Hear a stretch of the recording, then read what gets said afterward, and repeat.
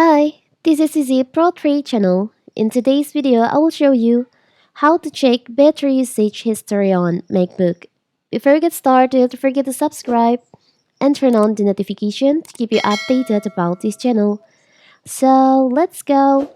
If you take an interest in the battery usage on your MacBook, then you like the feature we're about to talk about in here.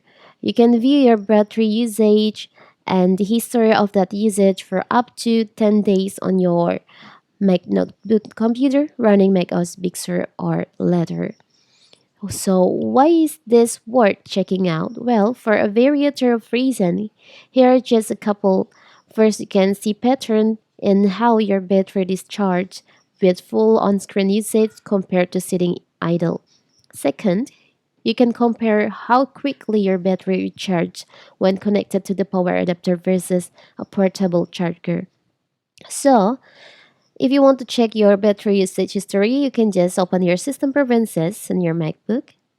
You can go to battery, click on battery, and in here you'll see the battery usage history on your MacBook, like the battery level and screen on usage.